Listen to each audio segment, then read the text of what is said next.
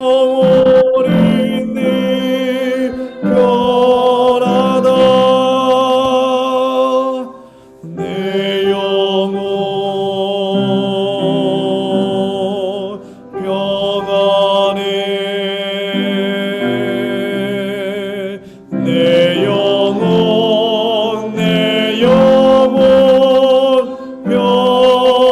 평안해.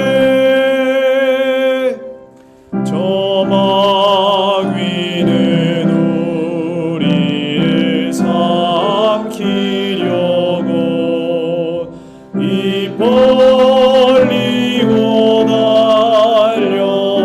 달려와도 주 예수는 우리의 대적되니 끝내 싸워서 이기겠네. 내 영혼 평안해.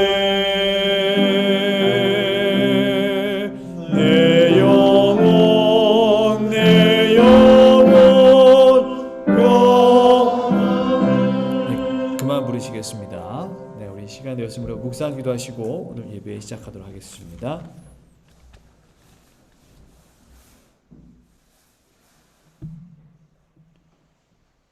우리 시작하는 찬미 641장 내 영혼의 그 깊은 데서 찬미 후에 오늘 김분옥 집사님께서 우리 대표해서 기도하시겠습니다.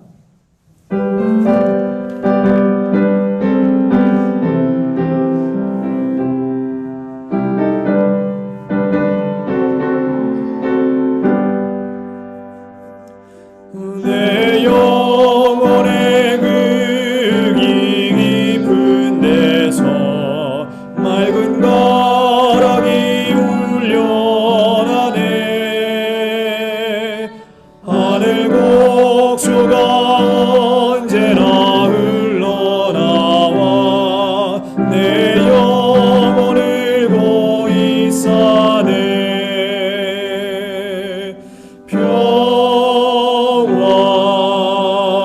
평화로 난 하늘 위에서 내려오네. 그 사랑의 물결이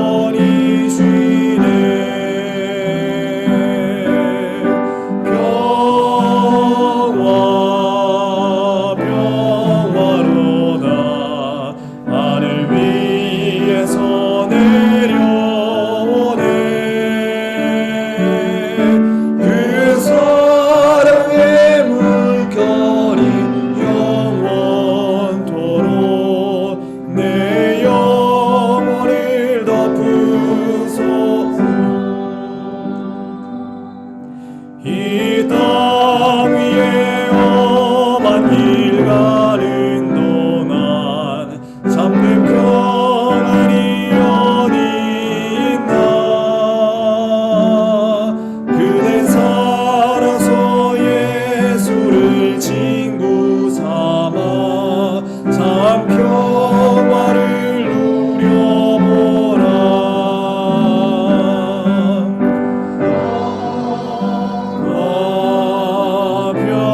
평화로다 하늘 위에서 내려오네.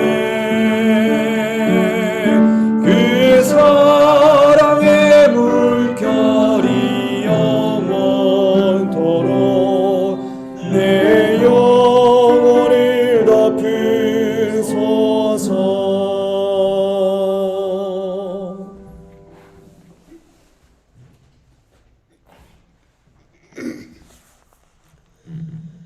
사랑이 많으신 우리 아버지 하나님, 안식일 첫 시간을 맞이하여 주님 앞에 저희들이 모였습니다. 이 시간 주님 앞에 드려지는 예배가 신령이 되게 해주시고 진정으로 주님 앞에 예배드려서 주님께서 기뻐 받으시는 참 예배가 될 수 있게 주님께서 함께 해 주시옵소서.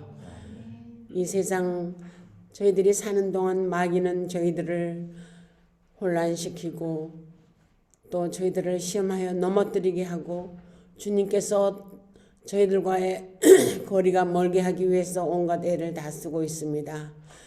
저희들이 말씀으로 무장하지 않으면은 여기에 넘어갈 수밖에 없사오니 주님이시여 말씀과 기도로 무장해서 어떤 유혹이 저희들에게 닥쳐올지라도 이겨낼 수 있는 힘을 가질 수 있게 도와주시옵소서.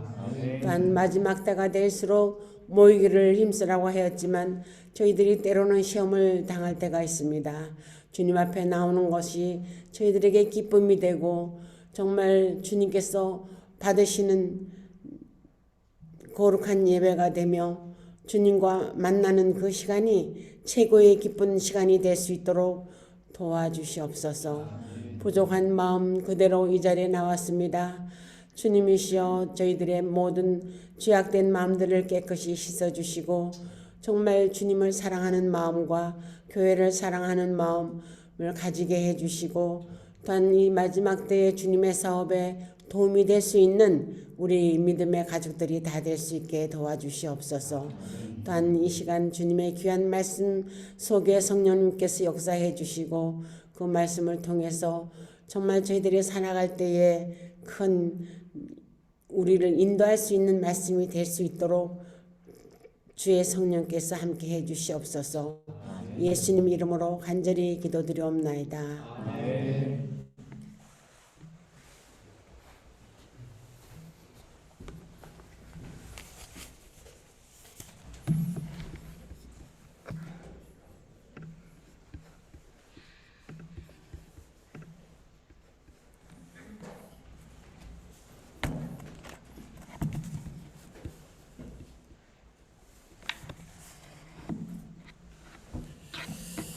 네, 오늘 하나님 말씀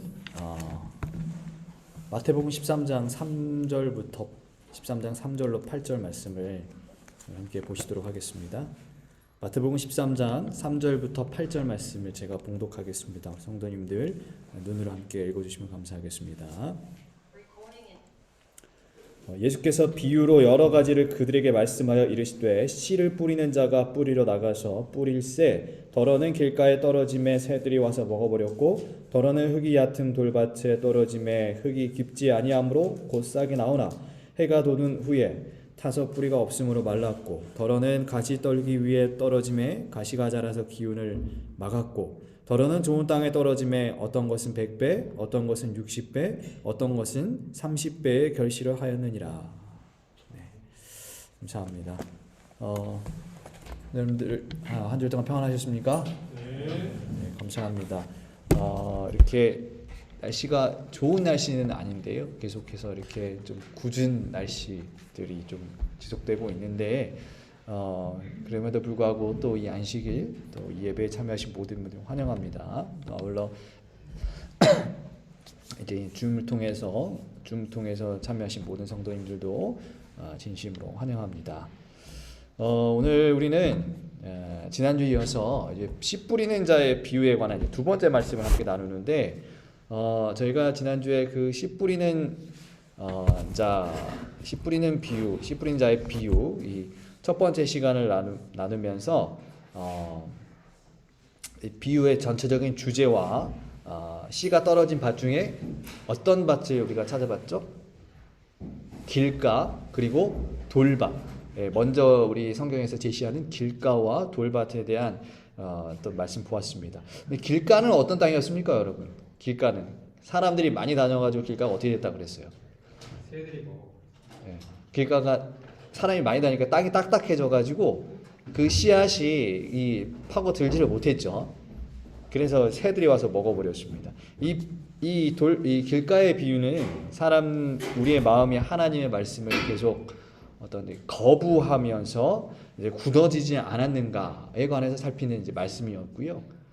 두 번째 이제 그 돌밭은 어떤 땅이었죠? 흙이 너무 얕아가지고 뿌리를 내릴 수가 없는 땅이었죠. 이 돌밭에 뿌려진 이 땅은 씨앗은 싹이 트긴 하지만 뿌리를 내릴 수 없었기 때문에 이제 햇빛이 비치면 금방 타서 죽어 버렸습니다. 그래서 이 비유는 이제 말씀을 듣고 처음에 반응은 하지만 말씀대로 살아야 하는 것에 부담을 느낀 나머지 신앙을 포기하게 되는 그러한 이제 사람들을 비유로 나타내었다라고 말씀을 드렸는데요. 그리고 오늘 이제 세 번째 땅과 네 번째 땅인데요. 먼저 세 번째 땅은 이제 가시덤불에 뒤덮인 땅입니다. 가시덤불. 이 가시떨기 식물은 어떤 식물이냐면 성경에 보면은 그 헬라어를 보면은 이제 아칸사라고 하는데 이제 이 앞에 화면 보이시나요? 이 식물이에요. 이 식물. 우리나라에 뭐가 비슷해요? 엉겅퀴, 찔레 이런 것과 좀 비슷하다고 합니다. 여러분 엉겅퀴, 찔레 실제로 보셨어요? 우리 다 보셨나요? 그 실제로 보면 가시가 많이 있나요? 저는 뭐 사실은 그 시골에 살았는데 그 엉겅퀴, 찔레가 어떤 식물인지 잘 모르는데 여튼 우리나라에서는 이 엉겅퀴와 찔레가 약초 같은 것들로 어느 정도 인기가 있는 것 같아요. 요즘에는 예전부터 그랬는지 모르겠지만 그래서 이 인터넷 찾아보면은 이 엉겅퀴 즙이라고 하는 것도 팝니다. 약간 이제 그냥 보약 같은 한약 같은 느낌인 거죠. 그래서 우리나라에는 좀 필요성을 느끼지만 예수님 시대 이스라엘에서는 이 식물은 아주 쓸모가 없는 그러한 식물이었어요. 왜냐하면 이 식물에게서는 좋은 열매가 맺혀지지 않기 때문에 그렇습니다. 아니면 아예 열매가 맺히지 않아요. 그래서 이 식물을 이스라엘 사람들은 이제 아무짝에 쓸모없는 그런 잡초 같은 식물로 여겼는데요. 그런데 문제는 이렇게 쓸모가 없는 이 잡초가 농부가 이제 씨앗을 뿌린 그 씨앗보다 더 잘 자라요? 더 못 자라요? 네. 더 잘 자라는 것이 문제인 것입니다. 훨씬 강하게 자라고 빨리 자라야죠. 이 잡초의 기운이 너무 강해서 열매를 맺혀야 하는 식물이 이제 자라나지를 이제 못하는 것입니다. 그래서 실제적으로 고대 그 농업 자료들을 보면 농부의 그 실수나 어떤 바람 때문에 이제 이 가시떨기 위에 이 식물이죠. 이 식물 위에 씨앗이 떨어졌을 때 그 식물이 자라긴 해요. 자라긴 하는데 결정적으로 추수할 때가 되면 아무런 열매를 맺히지 못하는 것입니다. 그랬다 그래요. 길가와 돌밭과는 다르게 이 식물이 뿌리를 내리고 자라기는 합니다. 그런데 결정적으로 아무런 결실이 없다는 것입니다. 여러분 농부가 씨앗을 뿌릴 때 제일 기대하는 게 뭐겠습니까? 우리 장로님, 집사님 이 농사를 지으시는데 가장 기대하는 뭘 기대하세요? 결과 열매죠. 그렇죠. 열매를 우리가 기대하면서 그 씨앗을 뿌립니다. 농부는 이파리가 많이 달리기를 기대하지 않아요. 먼저 꽃이 피기도 기대하지 않아요. 물론 뭐 여름철에 태양볕이 뜨겁게 비치면 이파리가 그리울 수도 있고 또 아름다움이 그리울 때는 꽃이 그립기도 하겠지만 이 농부가 가장 기대하는 것은 뭐냐면 궁극적으로 열매인 것이에요. 열매. 제가 예전에 목회하던 그 교회에 그 앞쪽에 마당에 살구나무가 있었어요. 근데 그 살구나무가 딱 정확히 2년에 한 번꼴로 이렇게 살구가 잘 맺히더라고요. 그래서 첫 번째 때 살구가 잘 맺히면 두 번째 때 안 맺혀요. 그래서 처음 갔는데 살구가 안 맺혔어요. 그 다음에 이제 막 살구가 너무 많이 맺혀가지고 거기 이제 사람들이 오고 가고 하면서 뭐 동네 사람들, 그다음 뭐 그 앞에 식당에 밥 먹으러 오는 사람들, 뭐 그 관공서 사람들, 뭐 우체국 옆에 있는 사람들, 뭐 교인 성도들 모두가 다 그 살구를 너무 많이 이제 다 땄어요. 너무 많이 배불리 먹었고 그 집사님들이 막 따가가지고 막 살구 잼도 만들고 막 그랬었는데 그래서 이제 그 두 번째 때 그렇게 많이 맺혔어요. 근데 그 세 번째는 이제 안 열리는 해니까 안 열리겠구나 했는데 그 다음에는 잘 맺혀져야 되잖아요. 예. 이 경련을 한 번씩 맺히니까요. 근데 이제 기대를 했죠. 올해도 이 살구가 잘 열려가지고 이 살구가 또 이 교회 효자노릇 좀 하겠구나. 또 교인들 좀 사람들 이 세상 사람들도 교회도 좀 오게 하고 또 교회가 이제 사람들한테 좀 먹이는 그런 효자노릇 좀 하겠구나 했는데 살구가 이상하게 하나도 안 맺혔어요. 예. 그때 제가 농부는 아니지만 어떤 기대가 커서 그런지 실망도 어떨까요? 실망도 굉장히 큰 것입니다. 이처럼 제가 농부가 아니어도 그러한데 이 농부는 어떻겠어요? 농부는 그것을 가지고 그 열매를 가지고 자신의 생계를 사는 사람이에요. 자신의 가족들을 먹여 살려야 되고 자기가 그거 먹고 이제 제 직업인 것입니다. 그런데 열매가 맺히지 않는다. 그러면 어떻겠어요? 너무나 큰 실망이 있죠. 사과나무를 심은 농부는 사과가 열려야 기쁨이 있고 복숭아 나무를 심은 농부는 복숭아 꽃이 아무리 아름답게 펴도 그 복숭아 열매가 맺히지 않으면 그에게 기쁨이 없는 것입니다. 예수님도 사람들의 마음밭에 복음의 씨앗을 뿌릴 때 무엇을 기대하시겠어요? 그럼 결실, 이 열매를 기대하시는 것입니다. 씨앗이 자라서 30배, 60배, 100배의 결실을 맺기를 예수님도 간절히 소망하며 그것을 기대하며 그 말씀의 씨앗을 계속 뿌리는 것입니다. 그런데 때때로 우리는 이 마음밭에 너무나 많은 잡초와 가시 떨기들이 자라는 것을 허용하는 나머지 그 말씀의 결실을 맺지 못하는 경우가 있죠. 내 마음에 이 사단이 뿌린 이 세상의 잡초를 함께 키우다 보니까 또 하나님께 열정을 쏟아야 하는데 그 열정과 힘과 마음을 세상의 잡초를 키우는 데 쏟다 보니까 열매가 맺혀지지 않는 신앙을 할 때가 있다는 것입니다. 신명기원 52페이지에 그 이야기를 정확하게 지적하고 있어요. 제가 한번 읽어보겠습니다. 많은 사람들이 그들의 사업에 너무나 열중하기 때문에 기도할 시간도 성경을 연구할 시간도 없고 하나님을 찾아 섬길 시간도 없다. 때때로 그들의 심령이 성결하게 되고 천국에 들어가기를 사모하지만 그들은 세상의 시끄러운 소리를 떠나 장엄하고 위험 있는 성령의 음성을 들을 시간이 없다. 영원한 사물은 부차적이 되고 세속적인 사물이 으뜸으로 삼아진다. 이러한 상태에서는 하나님의 말씀의 씨가 열매를 맺을 수 없다. 그 이유는 심령의 활력이 세속의 가시떨기를 자라게 하는 데 사용되기 때문이다. 이런 선지자의 놀라운 가르침인 것입니다. 많은 사람들이요, 많은 그리스도인들이요, 천국에 들어가기를 사모해요. 아마 우리도 모두가 다 천국에 들어가기를 사모할 거예요. 그런데 너무 천국에 들어가기를 사모하는 사람들이 자기의 사업에 너무 열중하고 세상의 시끄러운 소리에 너무나 집중하기 때문에 뭐 할 시간이 없는 거예요? 기도할 시간이 없고 성경을 연구할 시간이 없고 하나님을 섬길 시간이 없는 것입니다. 그리고 그렇게 세속적인 사물을 으뜸으로 삼아서 심령의 열정과 활력을 계속 이 세상에 이 사단이 뿌려놓은 내 마음속에 그 잡초와 가시떨기를 키우는데 힘을 쏟다 보면은 예수님께서 우리 마음속에 뿌린 이 씨앗, 이 말씀의 씨앗이 열매를 절대 맺을 수가 없다는 것입니다. 가시떨기에 떨어진 이 씨앗이요, 싹이 트고 또 자라고 외관상으로는요 좋은 밭에 떨어진 씨앗처럼 별반 다르지 않게 이렇게 잘 자랄 수 있어요. 그런데 결국에는 아무런 열매가 없는 허당이었던 것처럼 오늘 우리는요 말로는 천국을 사모하고 말로는 예수님을 사랑한다고 하고 또 겉으로는 훌륭한 그리스도인이 될 수 있습니다. 하지만 그러한 상태로 이 죄의 과시와 세속의 잡초를 함께 키우는 사람은 절대 삶의 열매가 맺혀지지 않는 거예요.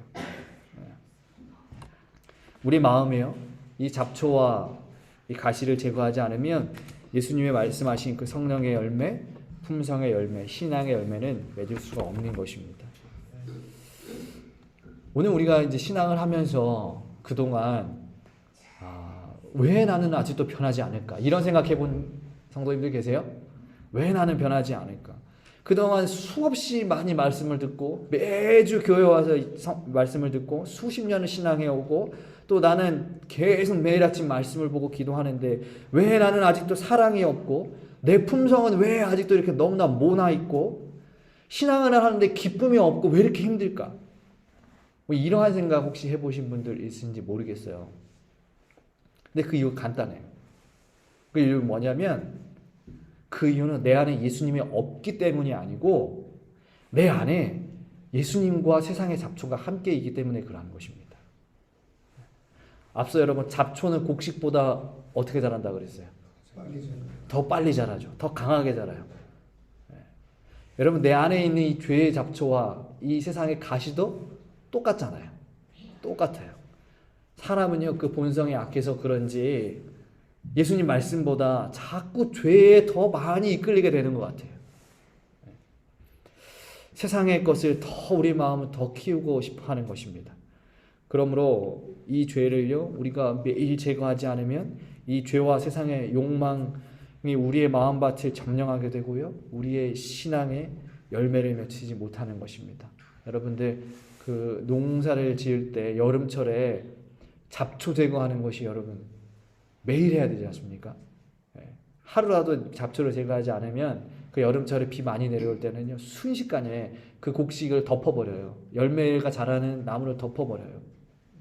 그것처럼 우리가 매일매일 그 일들을 잡초 제거를 이 가시떨기를 가시를 우리 마음속에서 제거하지 않으면 그것이 우리의 삶을 그냥 지배해 버리는 것입니다.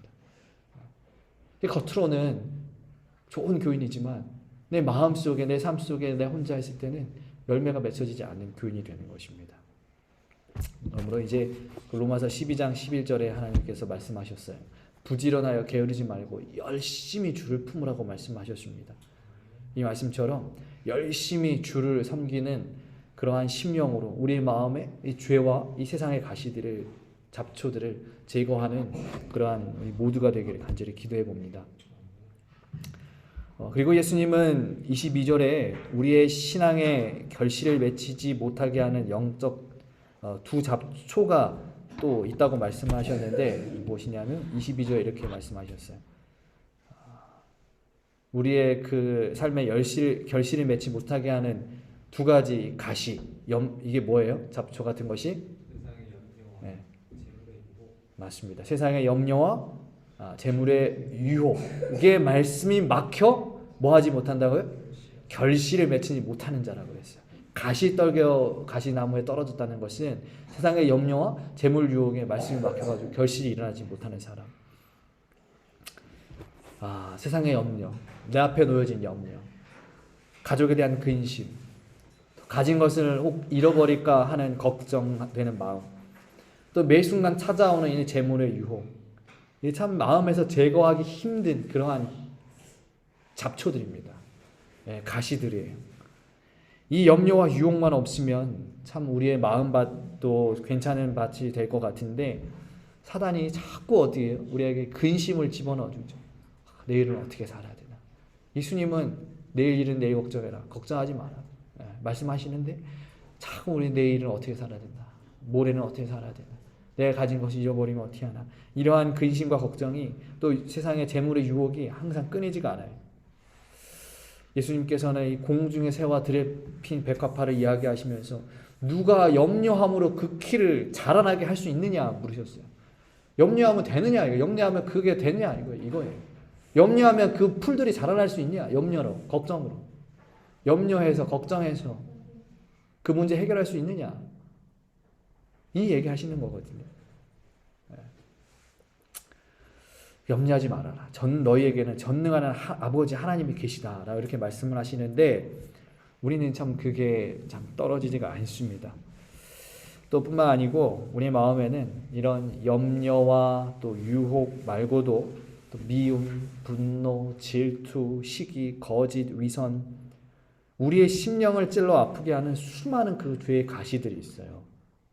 우리 심령이 마음밭이 그래요. 그러면 이제 중요한 것은 이제 마지막 어떤 땅이 좋은 땅이 되느냐라고 하는 거예요. 우리 마음밭의 이 가시들을 어떻게 제거할 것인가? 잡초가 무성한 이 마음밭, 길가와 돌밭과 같은 우리의 마음밭을 어떻게 좋은 밭으로 만들 것인가? 열매 허당 없는 그 열매 없는 허당이 아니라 30배, 60배, 100배의 결실을 맺을 수 있는 그 밭은 도대체 어떻게 만드는 것인가? 이게 사실 우리에게 굉장히 중요한 거죠. 좋은 밭이라고 하는 게 다른 게 있습니까? 이 길가가 아니면 되고 돌밭이 아니면 되고 가시떨기 밭이 아니면 좋은 밭인 거예요. 그래서 좋은 밭이 무슨 밭이냐? 이거를 찾는 건 사실 의미가 없어요. 문제는 내가 그러면 어떻게 좋은 밭이 될 것인가가 문제거든요. 이에 대해서 엘렌 화이트가 아주 명확하게 이렇게 얘기했어요. 길가와 돌밭과 가시떨기에 속한 청중이라 할지라도 그러한 상태에 언제까지나 머물러 있을 필요가 없다. 하나님의 성령은 늘 사람을 세상 사물에 몰입시키는 마력을 깨뜨리시고 그들로 썩지 아니할 보화를 찾고자 하는 욕구를 불어 일으키시고자 노력하신다. 사람이 하나님의 말씀에 부주의하고 등한히 하게 되는 것은 무엇을 거역한 결과라 그랬어요? 그러니까 성령을 거역한 결과예요. 그러니까 우리의 마음밭이 돌밭이 되고 딱딱한 돌밭처럼 딱딱한 마음밭이 되고 또 금방 포기해버리는 그 길가 돌밭이 되고 딱딱한 길가가 되고 또 때로는 우리 마음에 가시가 있는 가시떨기밭이 되는 이유는 우리가 무엇을 거역한 결과인 거예요? 성령을 거역한 결과인 것입니다. 성령 하나님께서 매일매일 우리에게 너희가 그 세상의 그 마력으로부터 벗어나라. 그러한 것들로 벗어나라. 그 잡초와 가시들을 모두 제거해라. 이렇게 말씀을 하시는데 우리가 그 매일매일 그 성령의 음성을 뭐하고 있는 거예요? 거역하고 있는 거예요. 우리가 마음밭이 아무리 길가와 돌밭과 가시떨기와 같은 밭이라고 할지라도요, 여러분 우리에게 희망은 있어요. 반대로 이야기하면 우리에게 희망이 있는 거예요. 그 희망이 무엇이냐면 우리에게 성령 하나님이 계시다라고 하는 것입니다. 우리 말씀에서처럼 성령 하나님은 세상의 마력에 빠져 허우적거리는 사람을 예수님께로 인도하시는 하실 분인 것입니다. 또한 그들에게 영원히 썩지 아니할 보화를 찾을 수 있도록 옆에서 지켜주시고 보호하실 분이 누구냐면 바로 성령 하나님인 것입니다. 여러분 예수님께서요 이 땅에서 예수님이 이 제자들이 예수님이 이제 가시면 우리는 어떻게 합니까? 라고 했을 때 예수님 걱정하지 마라. 새로운 보혜사가 너에게 오실 것이다 말씀하셨어요. 요한복음에. 그 보혜사가 누구예요? 성령이에요. 그 보혜사라고 하는 이름의 그 단어의 의미가 무엇입니까, 여러분? 보혜사? 보혜사 뭐냐면 그 그리스 말로 파라클레이토스라고 하는데 옆에서 지켜주는 사람이에요. 우리 옆에서 항상 지켜주시는 분, 우리가 세상의 마음과 우리 마음속에 있는 이 잡초와 가시들을 제거할 수 있도록 도와주시는 분, 항상 옆에서 계시는 분이 누구예요? 성령 하나님, 보혜사, 우리 옆에서 지켜주시는 그분이다라고 하는 것입니다. 그래서 우리의 삶에 말씀의 씨앗이 뿌려진 후에 그 맺혀지는 그 열매를 우리가 무슨 열매라고 불러요? 네, 성령의 열매를 부르는 것입니다. 네. 우리가 사랑하고 자비하고 양선하고 충성하고 온유하고 인내하고 이 모든 것들 우리가 성령의 열매라고 부르잖아요. 그 성령의 열매라고 부르는 이유는 성령 하나님께서 우리 옆에서 지켜주시고 보호하시고 또 성령으로 말미암아 우리의 마음밭이 변화되어 좋은 밭으로 변화되어 결실을 맺을 수 있기 때문에 우리가 그걸 성령의 열매라고 부르는 거예요. 그러므로 이제 우리가 성령의 역사에 굴복할 수 있는 모든 성도님들 되기를 간절히 기도해 봅니다. 성령을 하나님께서 우리의 마음밭을 개간하실 때 믿음의 결실이 정말 풍성히 맺혀질 것을 기대하면서 내 마음을 내려놓기를 하나님께서 바라십니다. 성령 하나님께서 내가 너의 마음밭을 좋은 밭으로 개간해 줄게, 바꿔줄게. 그러니까 내 귀에 제발 좀 음성을 좀, 내 지금 목소리의 음성을 좀 귀 기울여라 라고 말씀을 하시는데, 성령 하나님께서 주시는 그 미세한 음성이라도 우리가 거부하지 않고 따라가는 모든 성도님들 되었으면 좋겠습니다. 그리고 그렇게 우리의 마음밭이 개간되어 나갈 때 평생을 가져왔던 내 죄의 습관과 악한 품성을 우리는 내 삶 속에서 사라지게 되는 경험을 하게 될 것입니다. 그 평생을 고민해왔던, 나는 왜 평생을 신앙을 했는데 왜 이렇게 신앙에 기쁨이 없는가? 나는 왜 평생을 신앙을 해왔는데 말씀을 매주 보고 매일 보는데 왜 내 성품은 아직도 이러한가? 왜 나는 변화되지 않는가? 이 질문의 답, 이것은 무엇이냐면 성령 하나님께서 우리의 마음밭을 개간하실 때 우리가 가졌던 그 질문들이 내 삶 속에서 실제로 변화되어 일어나는 그러한 현상을 보게 되는 것입니다. 이것은요, 여러분, 마치 우리가 이 썩은 상처를 우리의 몸속에서 도려내는 것과 같아요. 여러분, 상처를 도려내는 때는 아픕니까, 안 아픕니까? 내 몸이 이제 막 썩어가요? 그러면 그 썩어갈 상처를 도려낼 때는 아파요, 안 아파요? 칼로 도려낼 때 너무 아프죠. 그런데 그것을 아프다고 해서 그것을 계속 냅두면 어때요? 요 정도만 잘라야 될 것을, 도려내야 될 것을 팔을 하나 잘라야 될 수도 있고 다리를 하나 잘라야 될 수가 있는 것입니다. 내 삶의 썩은 죄의 상처와 이 가시들을 제거할 때 우리도 그게처럼 불편하고 어색할 수 있어요. 하나님의 말씀대로 나는 죄로 기울어져 가는 사람이기 때문에 죄의 성향을 가지고 죄인된 삶을 살았던 사람이 이제 하나님의 말씀대로 살아가려고 하면은 그게 큰 도전을 받아요. 불편해요. 어색해요. 내가 그렇게 살질 않았으니까요. 그런데 그 불편하다고 해서, 어색하다고 해서 성령 하나님께서 우리의 마음밭을 개간하시는데 그것을 그냥 거절해 버리면요, 나중에는 더 큰 아픔과 상처를 겪게 된다라고 하는 것입니다. 그러므로 이제 우리 모든 성도님들 성령 하나님의 음성에 기울이시고 그 하나님의 은혜로 말미암아 그동안 좋지 않았던 우리의 마음밭이 개간되고 풍성한 열매를 맺게 되기를 기도해 봅니다. 이제 마지막으로 오늘 말씀 한 구절 읽고 정리하려 합니다.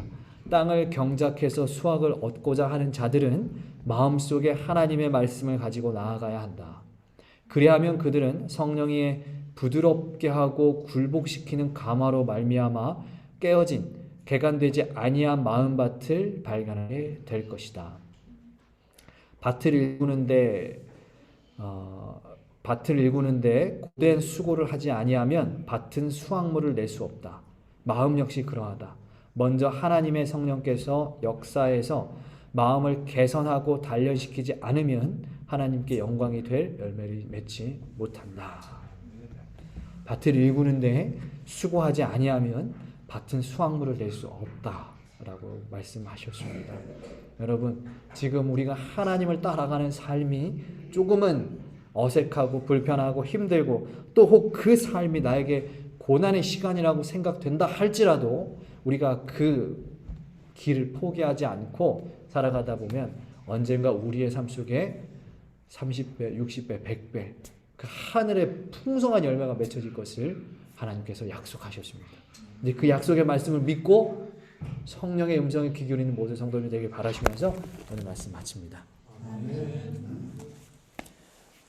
220장 찬미 부르시고요. 오늘 제가 기도하고 말씀 마치겠습니다.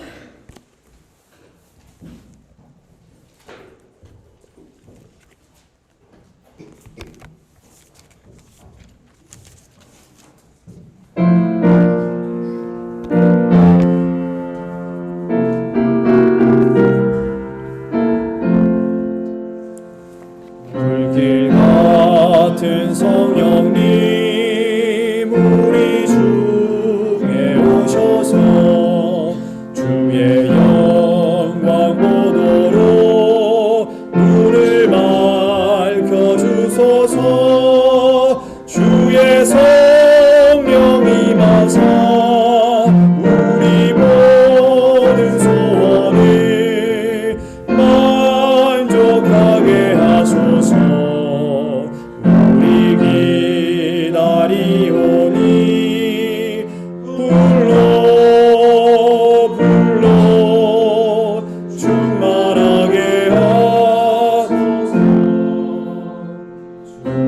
제단 품 위에 우리 몸과 영혼과 우리 가진 모든 것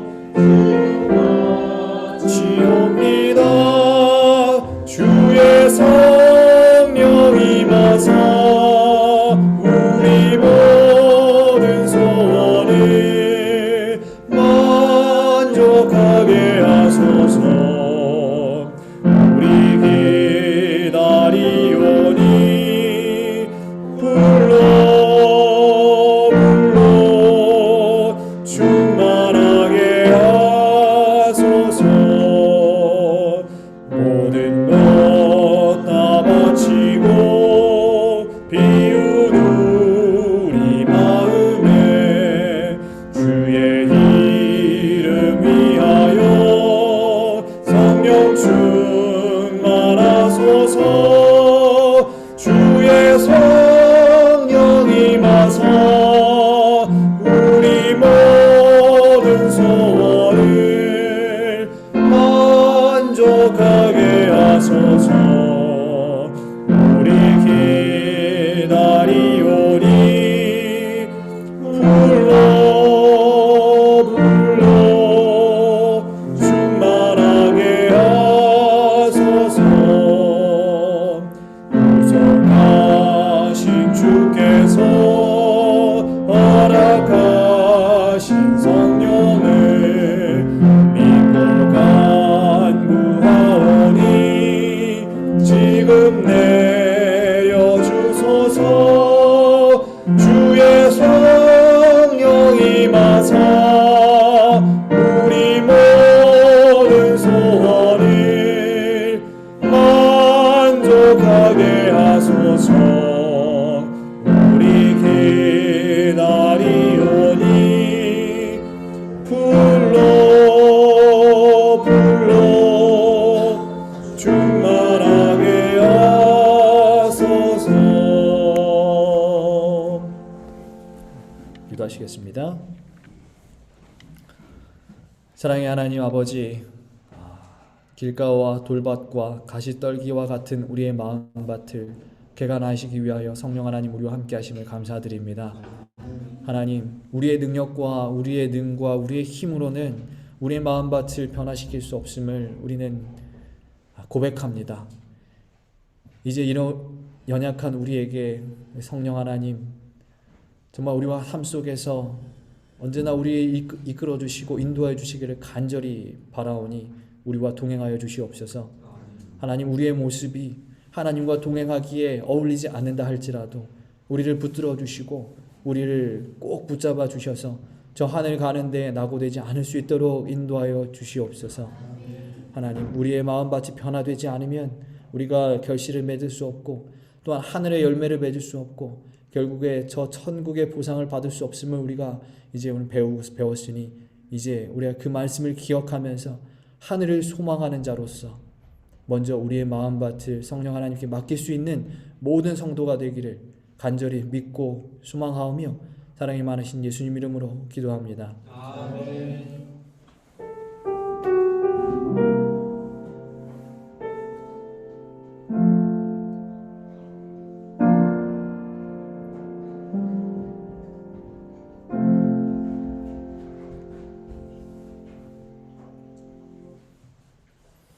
감사합니다. 내일 뵙겠습니다.